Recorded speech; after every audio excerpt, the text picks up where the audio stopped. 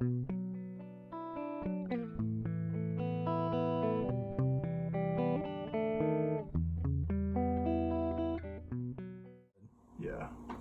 Okay, I'm going to start my thread on the back part of the hook here. I'm going to tie in a piece of black wire.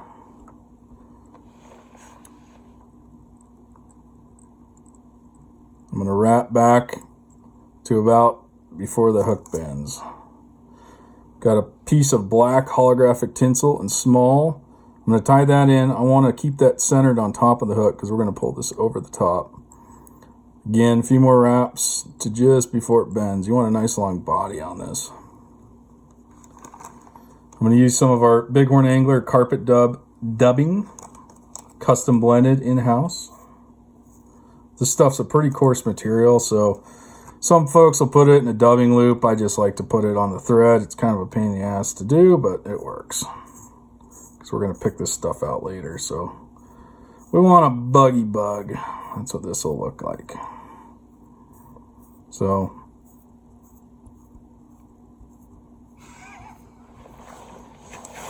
buggy like that. Okay, so we're going to go ahead, wrap this stuff forward.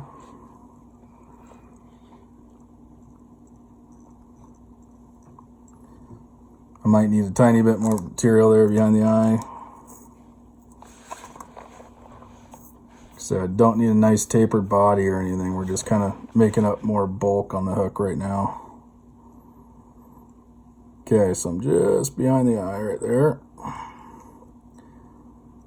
I'm going to take that tinsel over the top.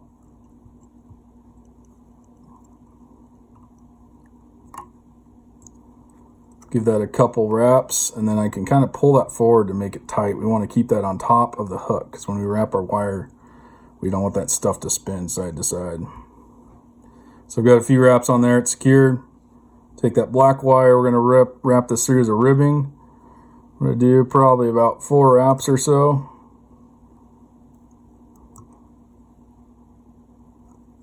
Maybe 5, depending on the size of the hook. This is a size 12, so this is a big hook.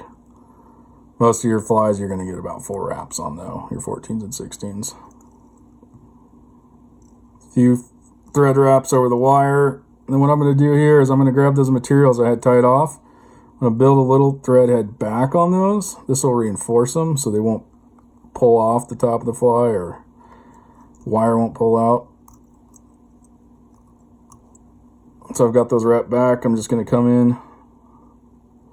Just a little snip there, get that stuff off there. Whip finish at this point. I like to do 2 for durability.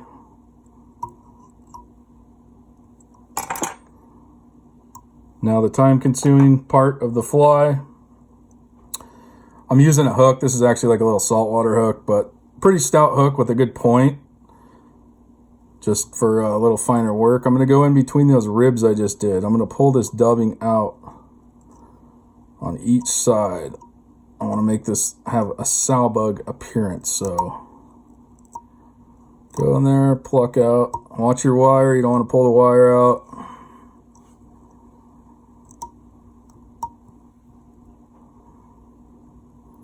Flip my vise around.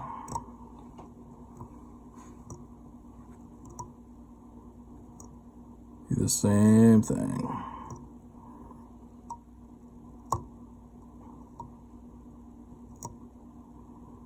As you can see, this takes a little bit, probably about longer than it does to tie the fly, but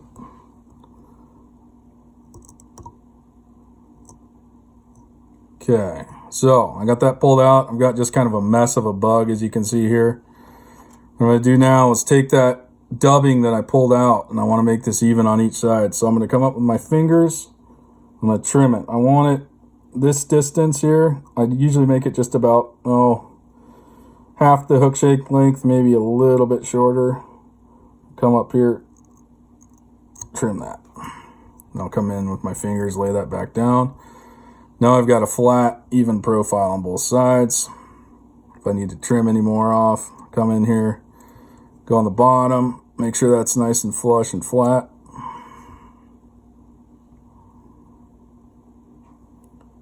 That is the carpet bug. And then I'll put a little bit of a hard as nails or a clear nail polish or a heavy duty head cement on top too, to give it a little more durability.